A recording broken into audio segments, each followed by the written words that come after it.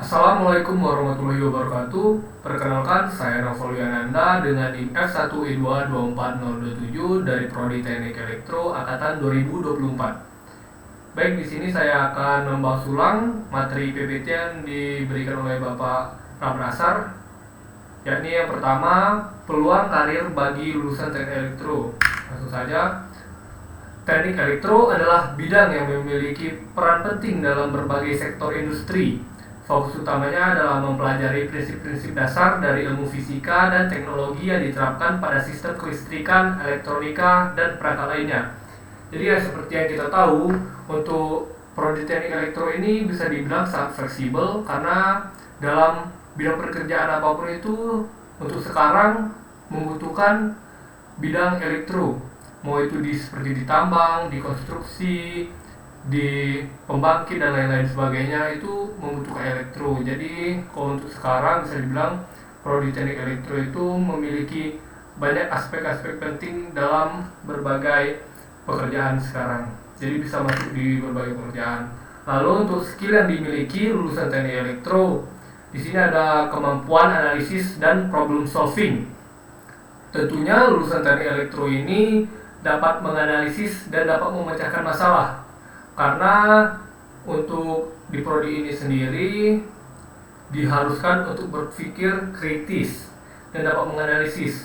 Jadi apabila Anda tidak dapat menganalisis, bagaimana cara kita untuk memecahkan masalah tersebut? Lalu untuk pemahaman mendalam tentang sistem kelistrikan, elektronik, dan sains dasar. Oke, tentunya di sini kita harus mempunyai pemahaman yang mendalam tentang apa yang ingin kita buat, apa yang ingin kita lakukan. Tidak mungkin kita ingin membuat sesuatu tapi kita tidak tahu bagaimana cara kerjanya. Oleh karena itu pula kita harus mempunyai pengetahuan luar dan dalam dari hal-hal tersebut. Di sini makanya kita harus mempunyai pemahaman mendalam tentang sistem kelistrikan, elektronik, dan juga sains dasar. Lalu untuk kemampuan dalam menggunakan perangkat lunak, teknik, dan teknologi baru. Jadi di sini di prodi teknik elektro itu kita ada belajar beberapa perangkat lunak, beberapa software, contohnya seperti ada AutoCAD, Proteus, Deeptrace, Visio, dan lain sebagainya. Jadi di situ pula kita dapat merancang atau membuat komponen-komponen, ingin membuat rangkaian listrik, dan lain sebagainya menggunakan perangkat lunak tersebut. Oleh karena itu kita harus mempunyai kemampuannya. Lalu pemahaman tentang regulasi dan standar keselamatan industri. Tentunya untuk pemahaman tentang regulasi dan standar keselamatan industri ini berbeda-beda di setiap bidangnya. Dan tentu saja kita harus paham karena semua pekerjaan itu pasti ada konsekuensinya. Lalu untuk pilihan karir untuk lulusan teknik elektro. Di sini ada beberapa bidang utama, ini energi dan ketenaga listrikan, telekomunikasi, elektronika industri, otomasi dan robotika, riset dan pengembangan teknologi, konstruksi dan infrastruktur, saintis dan rekayasawan. Baik, di sini yang pertama energi dan ketenaga listrikan. Jadi seperti yang kita tahu, pekerjaan ini adalah untuk merancang, memelihara, dan mengelola sistem tenaga listrik. Contohnya seperti kita bekerja di PLN atau perusahaan pembangkit listrik dan konsultan energi. Untuk relevansi dasar sainsnya itu adalah fisika, ilmu kelistrikan, dan termodinamika. Oke, jadi seperti yang kita tahu, PLN ini merupakan perusahaan listrik negara yang kita mungkin lulusannya itu dominan dari teknik elektro. Oke, langsung saja untuk di telekomunikasi. Sini ada pekerjaannya untuk merancang dan mengoptimalkan jaringan komunikasi. Perusahaannya provider seluler, ASP, perusahaan jaringan data. Dan untuk relevansi dasar sainsnya itu teori sinyal, jaringan komunikasi, gelombang elektromagnetik. Oke, jadi di sini untuk telekomunikasi itu lebih mengedepankan tentang bagaimana sebuah koneksi itu bekerja, bagaimana cara kita berkomunikasi untuk membuat sebuah jaringan atau data dan lain sebagainya. Oke, lanjut ke elektronika industri. Jadi sini ada pekerjaannya desain dan pemeliharaan sistem elektronik pada lini produksi. Perusahaannya itu industri manufaktur, perangkat medis, konsultan elektronik, relevansi dasar sains elektronika, pengendalian sistem. Oke, jadi di sini untuk elektronika industri sendiri itu adalah kita akan untuk bidang pekerjaan itu adalah seperti mendesain dan pemeliharaan sistem elektronik pada lini produksi itu biasanya untuk di bidang-bidang industri seperti di industri manufaktur, perangkat medis dan konsultan elektronik. Lanjut saja ke otomasi dan robotika.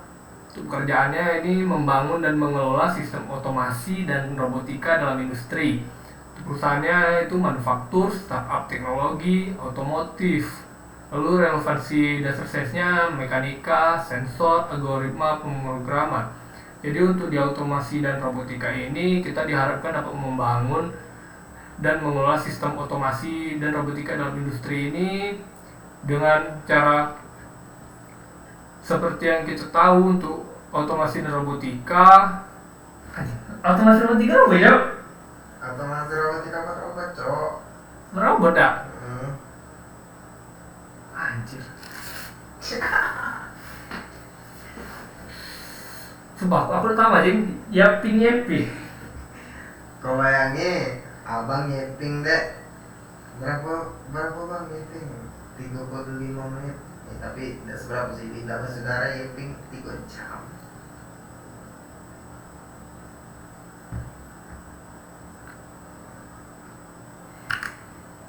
Oke, di sini lanjut dengan otomasi dan robotika. Untuk bidang pekerjaannya ini membangun dan mengelola sistem otomasi dan robotika dalam industri. Perusahaannya manufaktur, startup teknologi, otomotif, relevansi dasar sainsnya mekanika, sensor, algoritma, pemrograman. Jadi untuk otomasi dan robotika ini kita seperti membuat robot, merancang robot dan membuat produk seperti itu, yang diharapkan dapat membantu kita di masa-masa yang akan datang. Lalu riset dan pengembangan teknologi. Pekerjaannya mengembangkan teknologi baru dan meningkatkan teknologi existing. Untuk tempat itu lembaga riset, perusahaan teknologi, atau kampus. Relevansi dasar sains, pemrograman, inovasi, teknologi, dan penelitian. Jadi kalau untuk riset dan pengembangan teknologi ini lebih ke kita meriset apa yang ingin kita ketahui dan kita ingin mengembangkan teknologi apa sih yang ingin kita kembangkan. Jadi itulah kita akan meriset dan juga mengembangkan teknologi tersebut. Lalu untuk konstruksi dan infrastruktur, untuk pekerjaannya menyusun rancangan instalasi listrik bangunan atau jalan. Untuk perusahaannya itu BUMN konstruksi, konsultan infrastruktur. Relevansi dasar sainsnya itu kelistrikan, pengukuran lapangan, standar bangunan. Oke, jadi kalau untuk di konstruksi dan infrastruktur ini lebih ke arah-arah BUMN. Untuk seperti contohnya kita membuat rangkaian listrik, kita pasti tentunya di dalam bangunan itu, dalam contoh di dalam sebuah bangunan gedung, tentunya di situ ada rangkaian-rangkaian yang akan kita buat, karena tidak mungkin di sebuah gedung itu tidak ada listriknya kan.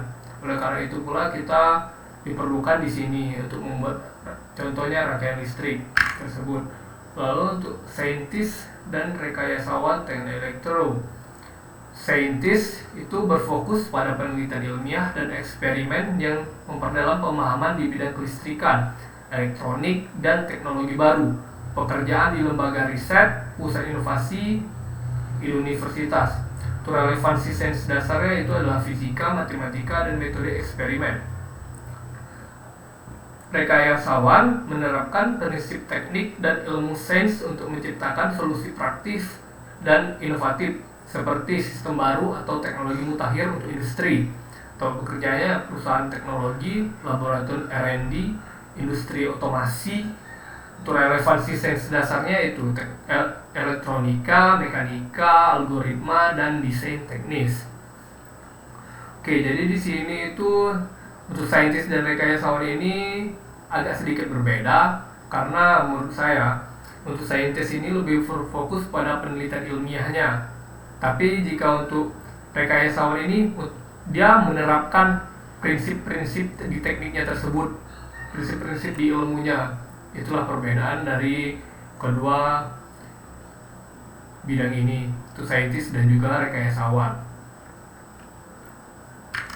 Oke, untuk yang terakhir di sini ada pengusaha. Mengapa di sini ada pengusaha? Karena lulusan teknik elektro sendiri dapat diharapkan menjadi seorang technopreneurship yang dapat memahami apa yang ingin kita lakukan seterusnya. Tentunya semakin lama teknologi-teknologi akan semakin canggih, dan disitu pula kita akan menjual apa yang kita tahu jadi teknik elektro dengan cara membuat produk atau lain sebagainya.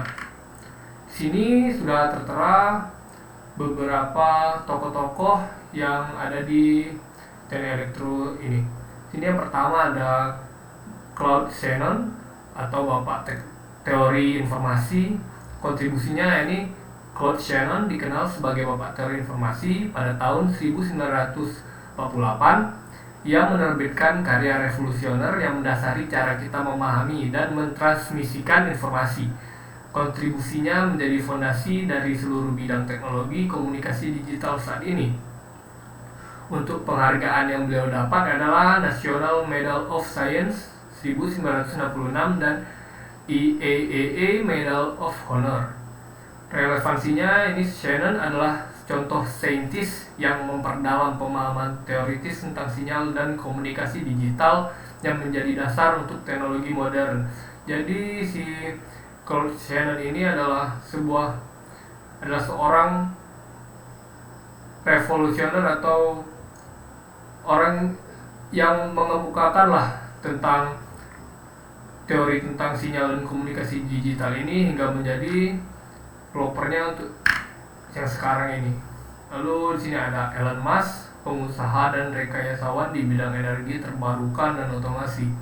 Kontribusinya sebagai CEO Tesla dan SpaceX, Musk memperkenalkan inovasi besar dalam mobil listrik, teknologi baterai, dan otomasi ruang angkasa. Ia terus berupaya mengembangkan teknologi yang lebih ramah lingkungan dan berkelanjutan.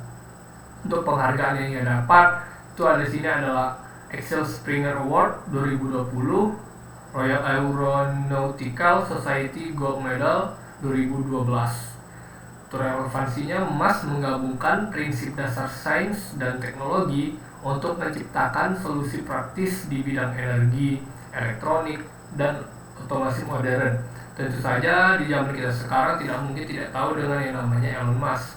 Dia adalah salah satu pengusaha yang sangat kaya raya sekali, dan dia juga salah satu orang yang mempelopori tentang mobil listrik dan juga hal-hal lain yang dapat dikatakan sini mengembangkan teknologi lah untuk mencapai lingkungan yang lebih ramah lagi dan juga bersifat berkelanjutan. Oke, sini ada Profesor Josapat Tetuko Sri Sumantyo. Beliau adalah seorang pakar teknologi radar dan satelit. Kontribusi beliau di sini adalah dikenal di dunia internasional atas pengembangan radar-radar penginderaan jarak jauh dan antena microstrip yang bisa diterapkan dalam sistem satelit dan pemantauan bumi untuk mitigasi bencana. Untuk penghargaan yang beliau dapat sini adalah penghargaan dari Lembaga Penerbangan dan Antariksa Nasional atau LAPAN dan pengakuan internasional dari berbagai konferensi ilmiah. Relevansinya sini kontribusi membantu memperkuat teknologi penginderaan jauh yang penting untuk mitigasi bencana dan pengobatan lingkungan di Indonesia dan negara lainnya. Jadi beliau ini merupakan salah satu orang yang mengembangkan tentang teknologi radar dan satelit jarak jauh untuk pemantauan bumi dalam mitigasi bencana. Oke, baik, di sini kita sudah selesai, maka kita akan lanjutkan ke materi yang selanjutnya.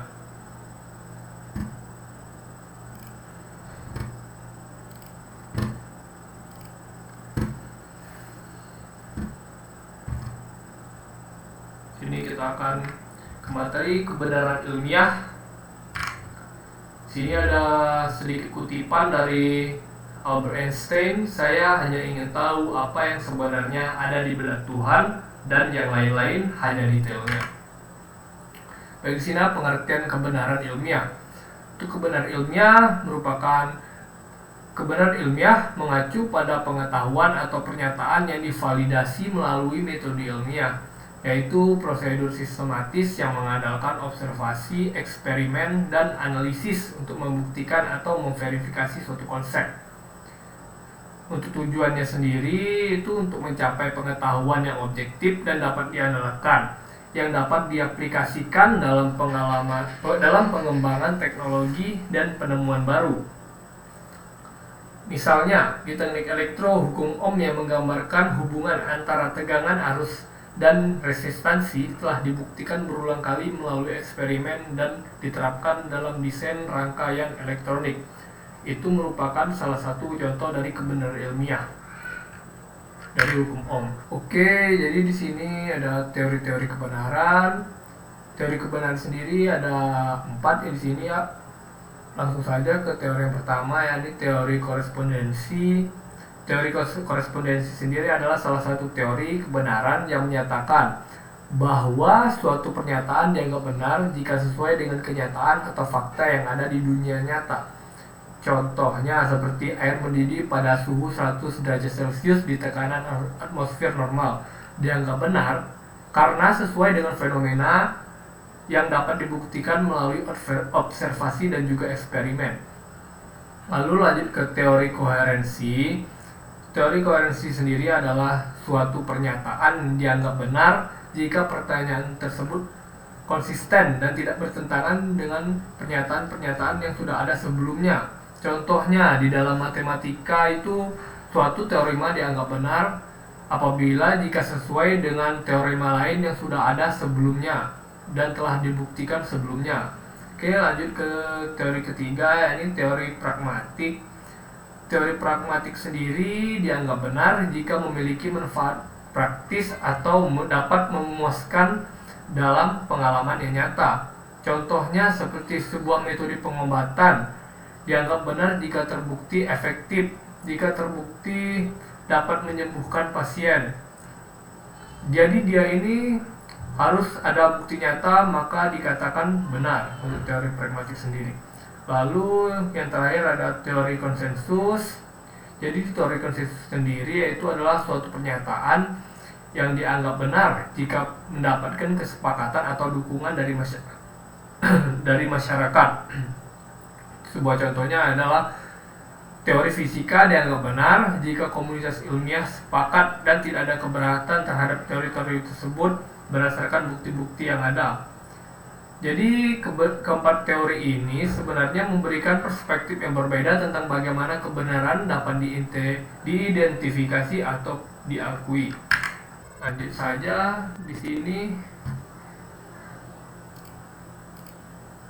ada sifat kebenaran ilmiah.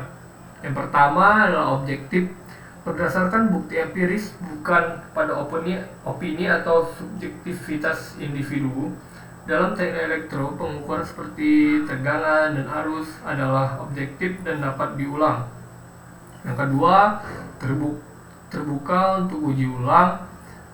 Kebenaran ilmiah harus bisa diuji berulang kali oleh peneliti lain. Misalnya, eksperimen untuk menguji hukum Ohm bisa dilakukan kapan saja dengan hasil yang konsisten. Ketiga, ini ada dapat diprediksi.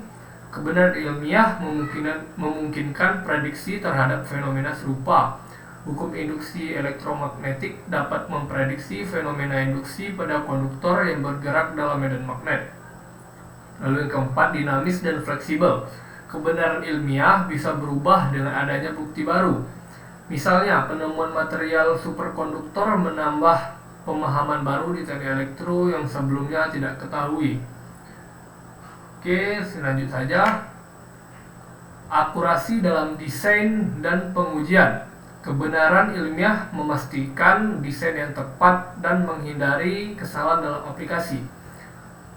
Yang kedua, keselamatan dan efisiensi, mengurangi risiko kesalahan dan memaksimalkan efisiensi. Lalu yang ketiga, inovasi teknologi, membuka peluang untuk inovasi yang aman dan dapat diandalkan. Lalu di sini ada penerapan kebenaran ilmiah. Pertama, penelitian eksperimental, menguji teori dengan metode ilmiah terstruktur. Yang kedua, pengembangan teknologi baru. Kebenaran ilmiah memungkinkan desain teknologi yang efisien dan aman. Lalu yang ketiga, analisis data dan pembuktian hipotesis, menggunakan data empiris untuk mendukung atau menolak hipotesis. Oke, sini kita akan lanjut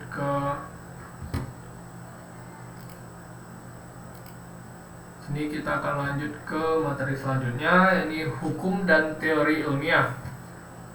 Memahami peran dan perbedaannya dalam ilmu pengetahuan. Oke. Hukum dan teori ilmiah, di sini ada sedikit kutipan. Sains bukan hanya tentang apa yang kita ketahui, tetapi tentang bagaimana kita mengetahuinya. Definisi hukum ilmiah. Oke, di sini hukum ilmiah, pertama, pernyataan berdasarkan observasi dan eksperimen yang konsisten, menjelaskan pola atau hubungan yang teramati di alam. Contohnya seperti hukum gravitasi Newton dan hukum kekekalan energi, atau biasa disebut juga kelestarian energi. Itu ciri-cirinya bersifat deskriptif dan juga berlaku universal.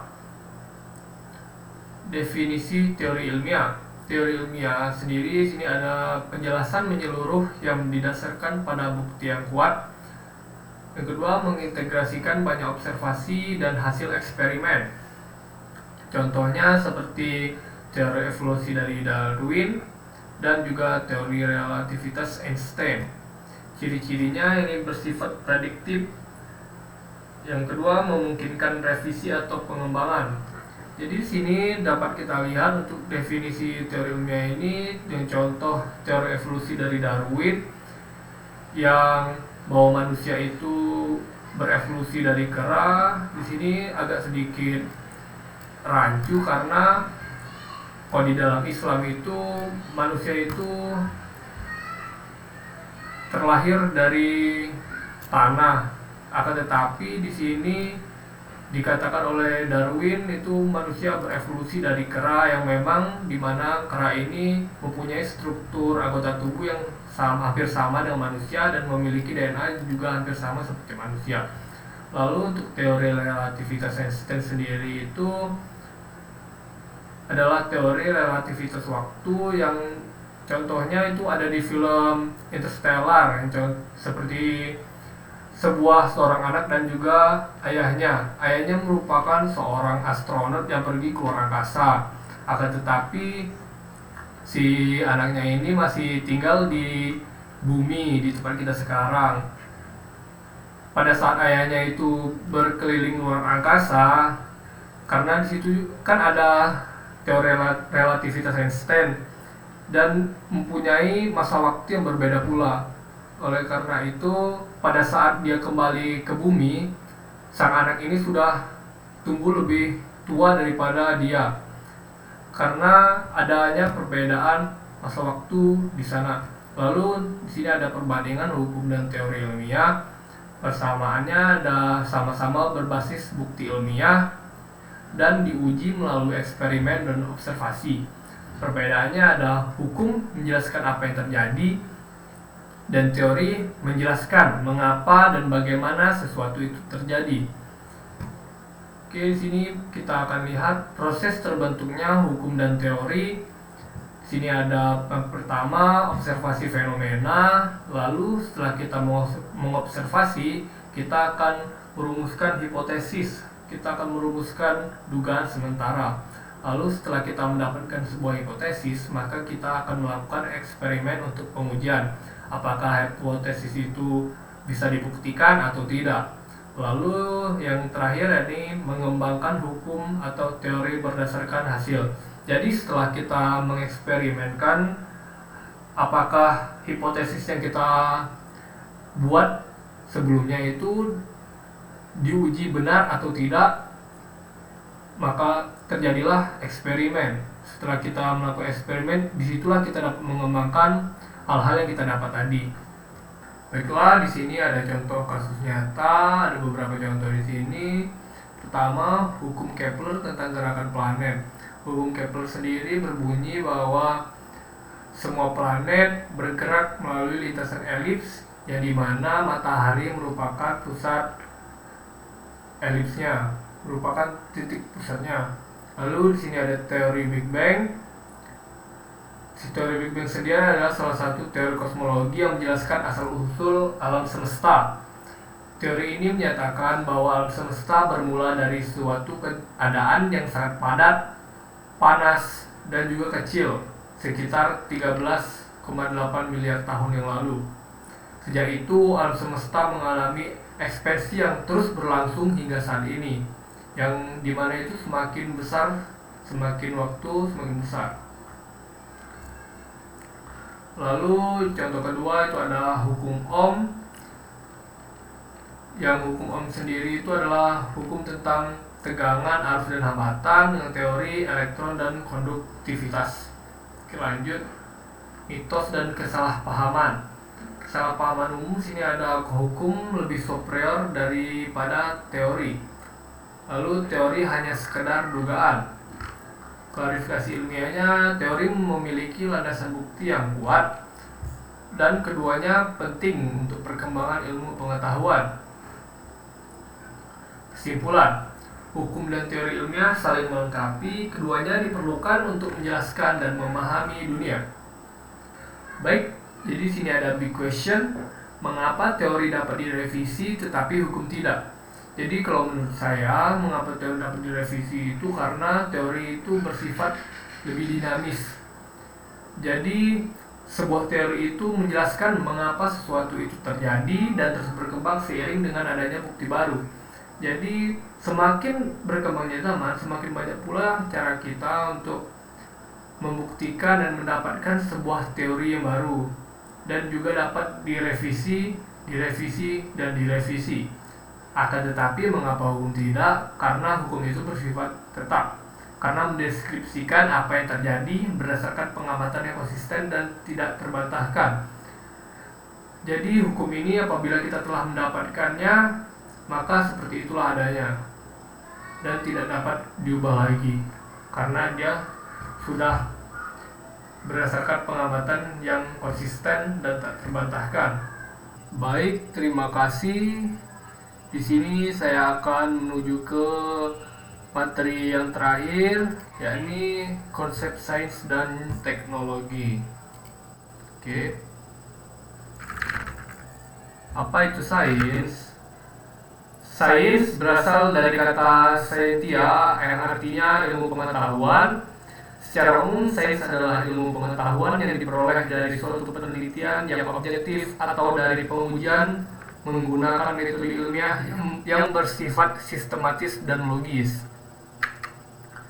Oke, di sini juga terdapat fungsi sains, pertama pemahaman alam semesta, pengembangan teknologi, pemecahan masalah, menyediakan dasar pengambilan keputusan. Dan sains pun memiliki cabang-cabang. Yang pertama ada fisika yang mempelajari hukum-hukum dasar alam seperti gaya, energi, dan gerak.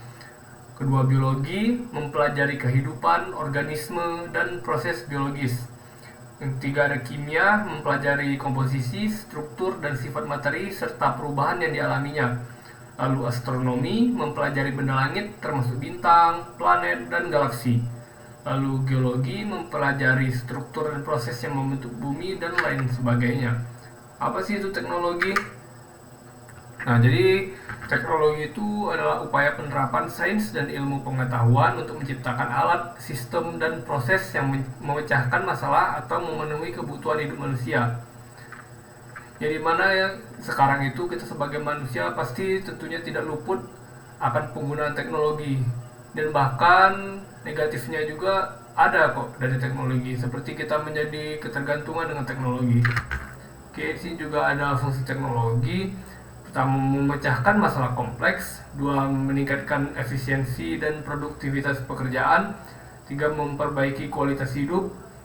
Keempat, memfasilitasi komunikasi dan konektivitas. Lalu mendorong inovasi dan pengembangan.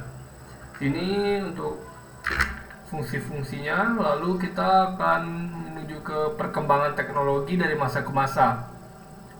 Sini zaman prasejarah, alat batu, penemuan api Di sini pada zaman ini manusia-manusia itu masih belum tahu apa-apa.